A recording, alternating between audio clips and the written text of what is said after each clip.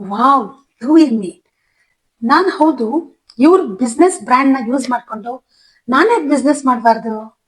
ಯಾಕಂದ್ರೆ ಈಗಾಗ್ಲೇ ಇವರು ಎಸ್ಟಾಬ್ಲಿಷ್ ಆಗಿದ್ದಾರೆ, ಇವ್ರದೇ ಆದಂತಹ ಬ್ರ್ಯಾಂಡ್ ಇಂದ ಇವ್ರು ಎಸ್ಟಾಬ್ಲಿಷ್ ಆಗಿರೋದ್ರಿಂದ ನಾನ್ ಇವ್ರ ಬ್ರ್ಯಾಂಡ್ ಯೂಸ್ ಮಾಡ್ಕೊಂಡು ಬಿಸ್ನೆಸ್ ಮಾಡೋದ್ರಿಂದ ತುಂಬಾ ಸೇಲ್ಸ್ ಮಾಡ್ಬೋದಲ್ವಾ? It's illegal.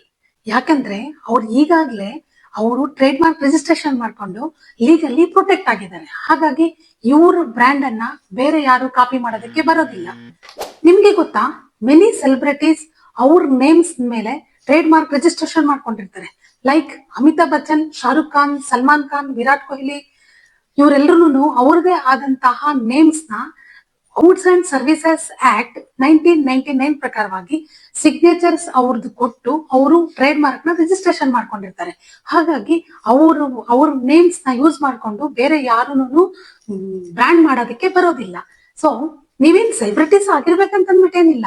ನೀವು ಯಾವುದೇ ಸಣ್ಣ ವ್ಯಾಪಾರ ಮಾಡ್ತಿದ್ರು ಕೂಡ, ಲೈಕ್ ಕ್ಲಾತ್ಸ್ ಇರ್ಬೋದು, ಪರ್ಫ್ಯೂಮ್ಸ್ ಇರ್ಬೋದು, ಸ್ಮಾಲ್ ಸ್ಕೇಲ್ ಇಂಡಸ್ಟ್ರೀಸ್ ಇರ್ಬೋದು, ಸ್ಟಾರ್ಟ್ಅಪ್ಸ್ ಆಗಿರಬಹುದು, ಸೋಷಿಯಲ್ ಮೀಡಿಯಾ ಇನ್ಫ್ಲೂಯೆನ್ಸರ್ಸ್ ಆಗಿರ್ಬೋದು, ಯಾರೇ ಆಗೋಗ್ಲಿ, ನಿಮ್ಮದೇ ಆದಂತಹ ಬ್ರ್ಯಾಂಡ್ ಅನ್ನ, ಲೋಗೋನ್ನ ಟ್ರೇಡ್ ಮಾರ್ಕ್ ರಿಜಿಸ್ಟ್ರೇಷನ್ ಮಾಡಿಸ್ಕೊಂಡಾಗ ಬೇರೆ ಯಾರೂ ಅದನ್ನ ಕಾಪಿ ಮಾಡೋದಕ್ಕೆ ಬರೋದಿಲ್ಲ. ಹಾಗಾಗಿ ನಿಮ್ಗೆ ಯಾರಿಗಾದ್ರೂ ಟ್ರೇಡ್ ಮಾರ್ಕ್ ರಿಜಿಸ್ಟ್ರೇಷನ್ ಸರ್ವಿಸ್ ಬೇಕು ಅಂತ ಹೇಳಿದ್ರೆ ಕಮೆಂಟ್ ಮಾಡಿ ಟ್ರೇಡ್ ಮಾರ್ಕ್ ಅಂತ.